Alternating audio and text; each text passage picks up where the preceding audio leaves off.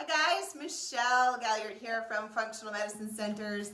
Today we're going to talk about the concept that comes up a lot with my clients, patients, is are you putting your needs first? Are you putting yourself as a priority when it comes to your health, when it comes to your well-being, when it comes to your family, marriage, whatever, however many places you wear a hat, right? So I say this a lot to my clients.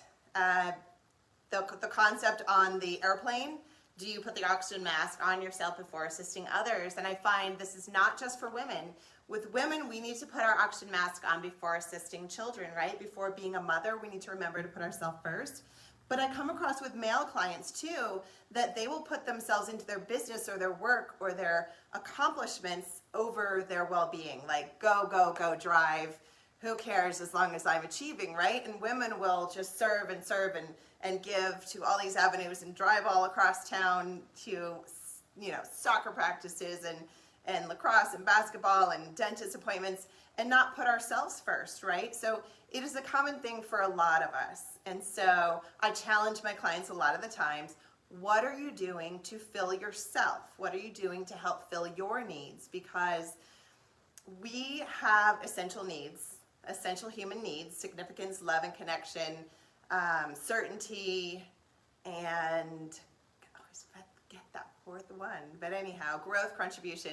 So anyhow, if these needs have to be met, they will be met. If not in a healthy way, we will accidentally fill them in an unhealthy way. So I challenge clients to start thinking about how we're filling our needs in a healthy manner, right? So how are you starting your day is a really big one.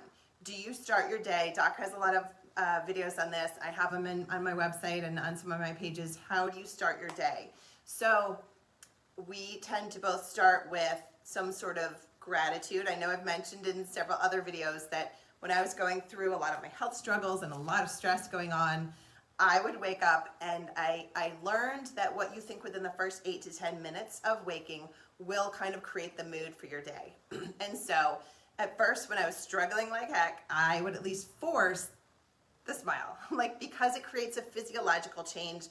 We are chemically, neurologically, metabolically created to for our expressions to have effects in our body. So when we're slouching and our physiology is here, a certain physiology is created in our body. So when we smile, we shoot off chemicals, endorphins, happy things. And so I would force the smile, right? And then I would work on thinking of something I'm grateful for. So even when I'm struggling, there's a lot of things that are working, right? So even when we're thinking we're in this horrible health issue that's happening to me, right? We get into that rut. I know, because I've been there. There's so many things that are working. You just woke up and you're still breathing. And for the most part, most of the time, our family's still alive, right? And there's a lot of things that are working well, right? I mean, I saw this poster in a church one time, and it was kind of funny, but it was like, my elbow moves today. There's so many little things, like the car started. I've had times when it didn't, right? Or et cetera, et cetera. I'm able to move. I am here. I'm alive for a reason. I woke up today. What do I need to accomplish, right? So we start off with the gratitude. We work on, I have a lot of my clients work with affirmations. So we tend to have negative self-thoughts and limiting beliefs. And those limiting beliefs are those repetitive thoughts in our head.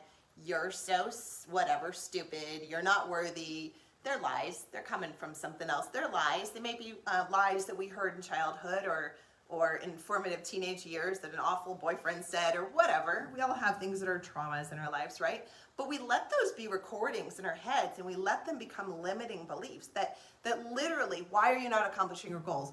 Oh, because someone dumped me 10 years ago.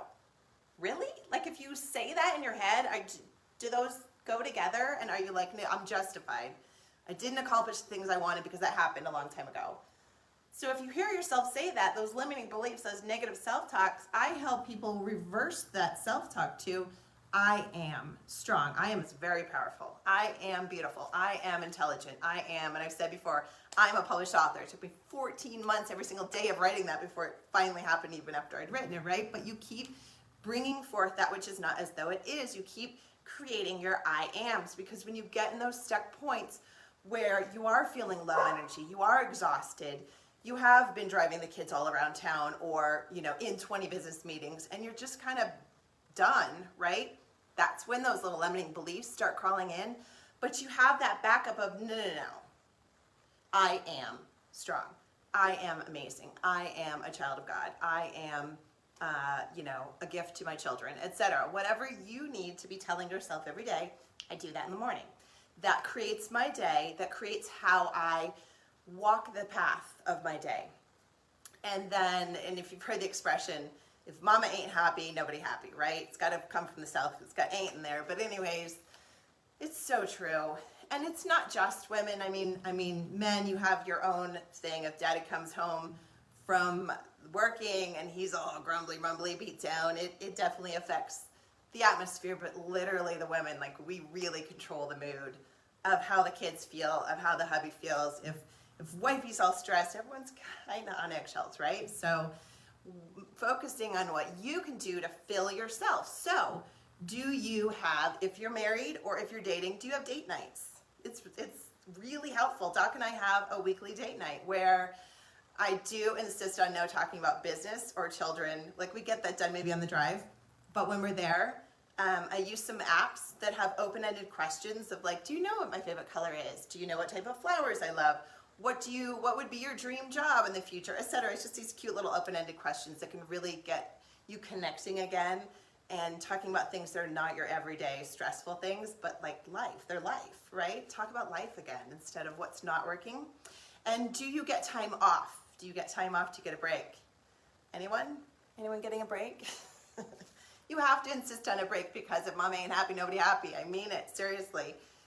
So finding ways, finding babysitters, finding whatever you need for getting time off. If it's going and getting a massage, if it's sitting in the sauna, if it's working out, doing your exercise, doing one of my routines, whatever it is, make sure you're getting time to fill yourself in a way that fills your needs in a healthy way. So not binge eating and not, stress tensing, but time off that fills you in a healthy way.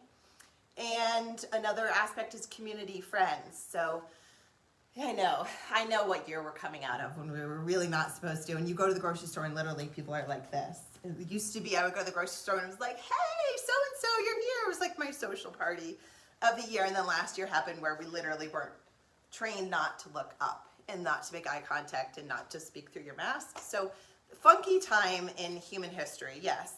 But getting back to remembering that community and friends is a really important thing. I just switched schools with our kids this year. And so I had to make a new community and new friends. And right away I was like, who are the moms? I walked up to pick up my children rather than drive through because I wanted to see the children. I wanted to meet the parents. I wanted to create a community. And so I work on that. And now I have a circle of women that we can go to lunch. We've got each other's back. We're texting back and forth about things with the kids. And I know that I have that support, that female support, as opposed to just I have my kids' support and my husband. But as women and as men, we need that same gender support as well, so community and friends. And so my challenge for you today is what 2 things could you bring into your day, into your life, to fill yourself better so that you are able to help fill others? Yes? So that is my challenge for you this week, and you can put them in comments. What 2 things can you do for yourself? One of the things I mentioned or something else that you know that fills you? Just getting out in nature. That's one that Doc has to do every Friday. He's got to get out and hike and get out in nature, right? What 2 things can you put into your schedule that you make happen that you're doing to fill yourself and fill your own needs? Yes? Okay. That's my challenge for you all. Bless you. Have a wonderful day, and I'll see you next week.